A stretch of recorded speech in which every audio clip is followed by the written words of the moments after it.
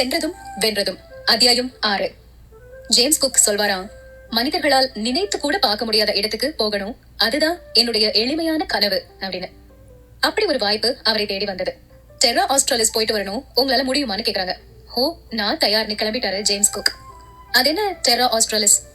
15ஆம் நூற்றாண்டிலிருந்து 18ஆம் நூற்றாண்டு வரைக்கும் தயாரிக்கப்பட்ட பல வரைபடங்கள்ல இந்த பெயரை நாம பார்க்கலாம். டெர்ரா ஆஸ்ட்ராலிஸ் ஆசியா, ஐரோப்பா, ஆப்பிரிக்கா போல பெரிய கண்டம் என்றும், பல அற்புதமான உயிரினங்களை கொண்ட பெரிய நிலப்பிரதேசம் என்றும், நீண்ட பனி பிரதேசம் என்றும் பல விதமா சொல்வாங்க. சரி, குறிப்பா அது எங்க இருக்குது? இங்கதான் சிக்கலே வருது. யாருமே அதை பார்த்ததே இல்ல, எங்க இருக்குன்னே தெரியாது. இருந்தாலும் ஜேம்ஸ் குக் கிளம்பிட்டாரு. ஏற்கனவே ஆஸ்திரேலியாவின் கிழக்கு கரை முழுக்க சுத்தி வந்தவரு, தெற்கில் நியூசிலாந்து வரைக்கும் போனவரு. இன்னும் கொஞ்சம் தூரம் போனா ஒளிஞ்சிட்டு இருக்கக்கூடிய அந்த டெர்ரா ஆஸ்ட்ராலிஸ்ங்கிற மாய கண்டத்தை கண்டுபிடிக்க முடியாதா என்ன? 1772ஆம் ஆண்டு குக்கின் 2வது பயணம் ஆரம்பமாகுது. இந்த தடவை ரெசல்யூஷன், அட்வென்ச்சர்னு 2 கப்பல்கள் தயாராக இருந்தன. கப்பல்ல ஏறின உடனே குக் வழக்கம் போல பணியாளர்களை கூப்பிடுறாரு. அதே பழைய பல்லவி, தினசரி குளிக்கணும், துணிகளை துவைச்சு காய போடணும், சாப்பிடுறதுக்கு முன்னாடியும் பின்னாடியும் கைகளை கழுவிக்கணும், இப்படி எல்லாம் அறிவுரைகள். அந்த காலத்துல ஸ்கர்விங்கிற ஒரு ஊட்டச்சத்து குறைபாடு நோய் பரவலா இருந்தது. மாலுமிகள், கப்பல் பணியாளர்கள், பயணிகள் இப்படி நிறைய பேர் பயணத்தின் போதே உயிரிழந்தாங்க. தன்னுடன் வருபவர்களுக்கு ஸ்கர்வி வந்துவிடக் கூடாது என ஒரு ஆராய்ச்சியாளராகவே மாறி பல பரிசோதனைகளை மேற்கொண்டார் ஜேம்ஸ் குக். பலவிதமான பாட்டில்ஸ் வச்சிருப்பாரு. அதுல வகை வகையான சாறுகளை பிழிந்து எல்லாருக்கும் கொடுப்பாரு ஜேம்ஸ் குக்.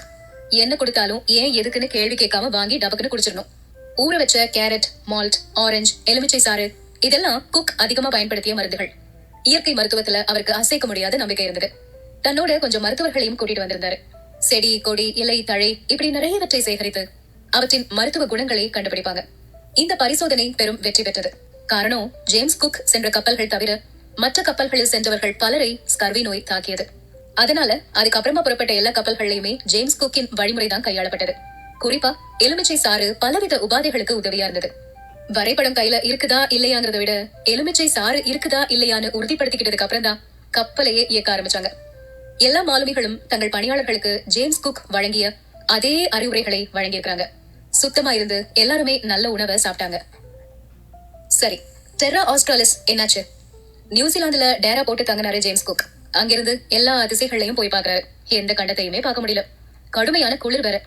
பெரிய பெரிய பனி பாறைகள் தான் கண்ணுல தென்படுது. திடீர்னு சூறாவளி வந்து தாக்குது. இரவு நேரங்கள்ல புயல் வீசிய போது உயிரை கையில பிடிச்சுக்கிட்டாங்க. இப்படி 10,600 மைல் தூரத்தை ஜேம்ஸ் குக் கடந்து போயிட்டே இருக்காரு. போறாரு. அவரால அந்த டெர்ரா ஆஸ்ட்ராலிஸ்ங்கிற கண்டத்தை கண்டுபிடிக்கவே முடியல. கடைசியா டெர்ரா ஆஸ்ட்ராலிஸ்ங்கிறது ஒரு கற்பனையான இடம், யாரும் அதை தேடி போக வேண்டான்னு தன்னுடைய நோட்டு புத்தகத்துல எழுதிட்டாரு. அவர் சொன்னதுக்கு அப்புறம் தான் உலகம் அதை ஏற்றுக்கொள்ள ஆரம்பிக்குது. புதிய கண்டத்தை கண்டுபிடித்து புகழ் பெற்றவர்கள் மத்தியில ஒரு கண்டம் இல்லவே இல்லைங்கிறத சொன்ன முதல் பயணி ஜேம்ஸ் குக் தான். நியூசிலாந்து, ஆஸ்திரேலியா ஆகிய நாடுகளை முதல் முறையா விரிவா வரைபடத்துல குறித்தவர் இவர்தான். பசிபிக் பெருங்கடல் பற்றியும் விரிவா வரைபடத்துல குறிச்சாரு. ஜேம்ஸ் குக் போட்டு கொடுத்த பாதையில தான் அதுக்கப்புறம் வந்தவங்க எல்லாருமே போனாங்க. ஜேம்ஸ் குக்கோட 3வது பயணம் ஆச்சரியமும் அதிர்ச்சியும் கலந்தவை. 1779ஆம் ஆண்டு ஹவாய் தீவை வந்தடைந்த ஜேம்ஸ் குக் அங்க சில வாரங்கள் தங்கியிருக்கிறாரு. அதுக்கப்புறம் கீலாக்குவா விரிகுடாங்கிற ஒரு பகுதிக்கு போறாரு. கப்பலை விட்டு கீழே இறங்கின உடனே ஹவாய் மக்கள் கும்பல் கும்பலா ஓடி வந்து வணக்கம் சொல்றாங்க. லோனோ, எங்கள் தெய்வமே, வந்துட்டீங்களா அப்படிலாம் வர செய்றாங்க. அதுக்கப்புறம் தான் தெரியுது அது அவங்களுடைய பண்டிகை தினம். லோனோங்கிற ஒரு கடவுளை அவங்க வழிபட்டு இருந்திருக்காங்க. அந்த நேரம் பார்த்து வித்தியாசமான உடையில வந்த ஜேம்ஸ் குக்கை அவங்க லோனோ அவங்க கடவுள்னே நினைச்சிட்டாங்க. கொஞ்ச நாட்கள்ல நிலைமை தலைகீழா மாறிடுச்சு. 1779ஆம் ஆண்டு பிப்ரவரி 14ஆம் தேதி ஏதோ ஒரு கருத்து வித்தியாசம். ஜேம்ஸ் குக் குழுவினருக்கும் கிராம மக்களுக்கும் வாய் சண்டை வந்தது. அது அடிதடி வரைக்கும் போயிருச்சு. சிலர் பின்னால் இருந்தபடியே ஜேம்ஸ் குக்கின் தலையை தாக்குறாங்க. கீழே விழுந்தவரை சிலர் கத்தையால குட்ட ஜேம்ஸ் குக் அந்த இடத்திலே இறந்து போயிட்டாரு. அவசரப்பட்டு இப்படி சிலர் நடந்துகிட்டாலும் ஹவாய் மக்கள் ஜேம்ஸ் குக்கை நினைத்து வருந்துறாங்க. அவர் லோனோவாக இல்லாமல் இருக்கலாம், இருந்தாலும் அவர் எங்களுக்கு கடவுளை போன்றவர்தான் என சொல்லி அஞ்சலி செலுத்துறாங்க. இன்றும் ஜேம்ஸ் குக்கின் அடையாளம் இதுதான். அவர் உலகின் தலை சிறந்த பயணிகளில் ஒருவர் மட்டுமல்ல, அவர் நல்ல மனிதரும் கூட.